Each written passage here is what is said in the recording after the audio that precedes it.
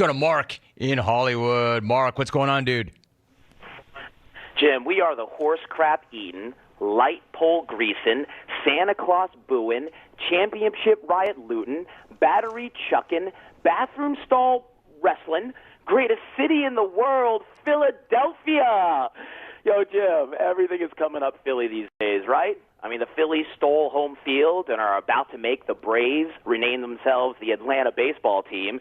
And the Eagles are going to whoop Dallas so bad this weekend that Jarrett's wax face is going to fully melt off, and his 30 illegitimate kids will have to file new lawsuits renaming the defendant Skeletor. But that's not why I called. Nah, Jim, what's top of mind right now is that this Saturday, my number 10 Penn State Nittany Lions going into that blue and maize factory of suck, Michigan. Now, don't get me wrong. We're not intimidated by their inflated number 5 ranking. We know the pollsters love giving Jim Harbaugh the Darnay Holmes treatment if you see me working. But in reality, the biggest threat Michigan has to throw at Penn State is a few drunk frat boys who carry roofies in their cargo shorts and gonorrhea. And as a wise man once said, gonorrhea is the great equalizer. But I have a question, Romy.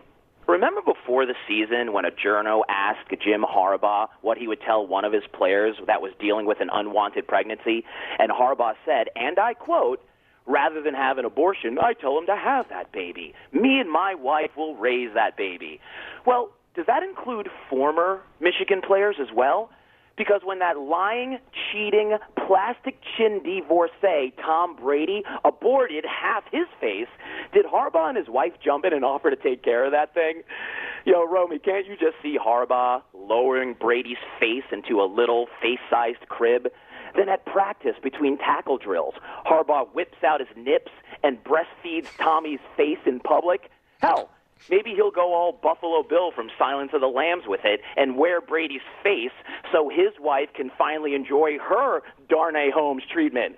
I guess what I'm trying to say, Michigan fan, you desperate, desperate skank, is that this is the same guy that spent all summer cheating on you with the Minnesota Vikings, practically begging them to become their head coach, publicly admitting that he wanted the job, and when they finally told his fat, khaki ass to hit the bricks, you let him walk back into your school and believe him when he tells you that this is the place he wants to be? He's using you, girlfriend. He's doing the same thing to you that Urban Meyer does to an unexpected co-ed's ass. Dry hump you till he gets what he wants and then denies that you ever existed.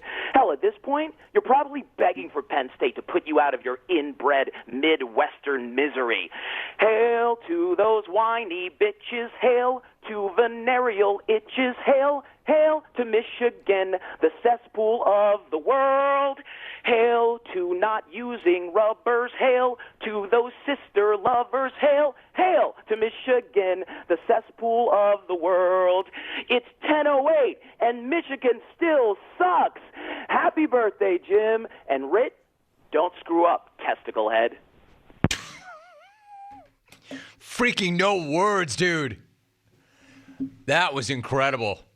Hey, testicle head, did you hear that? I don't know that he's ever even made a better smack-off call than that. That was the single greatest takedown of Michigan I've ever heard. And that is one of the greatest calls, certainly outside of a smack-off, that's been made to this show in a long, long time. Mark in Hollywood, have yourself a day. Have yourself a weekend. Alvin, you racked the hell out of that call. Did I or did I not say I had a couple of legends on hold? That was amazing. That was incredible. Another really polarizing dude in the jungle, but he's got sizable game. Tremendous, tremendous phone call. I love that phone call. I could see whereby you might not, testicle head. Coming up in 11 minutes, testicle head. Ritt's fine. Ritt, speaking of you being fine, you know, I do my best to avoid you on Twitter, and it's because of things like this. Did you not... Are you laying down underneath that Rome sign? And did you post that? Dude, you are something else. Look, find Ritt on Twitter, because I'm not going to retweet that. Dude, you are something else, man. I have never seen a guy with so little ability have so much confidence. I don't know whether or not I hate you for that or I love you that Damn for you right, that. that's how I roll. I think both. I have never seen a guy so unworthy of confidence and respect demand more confidence and respect. Look at this guy. He's lying down under the Rome sign. He's lying down. Go to Twitter. Find Ritt. I'm not retweeting that. I don't want that bullcrap on my feed. But he pushed it out for you to see. Ritt, you are something else, dude. Thank you.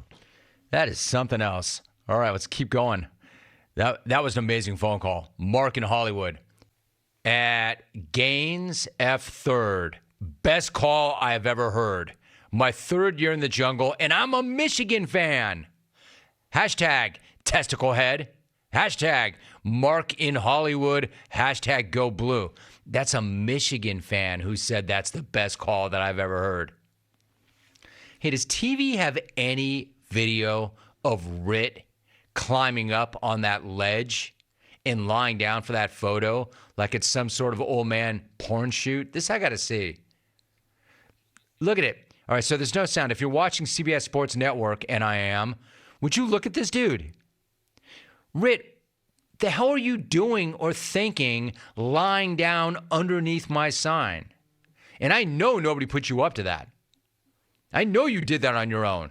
Who else would think of anything that stupid? If you saw the video, you know exactly what I'm talking about, man. This dude, Hitman Canadian, give Mark the PPV. Amazing. Actually, you're right. Give it to him. Give it to him. I said best submission gets it. There's not going to be a better submission than that. Certainly not from Ritt. All right, so Mark has the pay-per-view. Now we're down to 1. We started with 5, and I said I had no problem holding on to them and not giving them away if you don't earn it. He did. Now there's 1.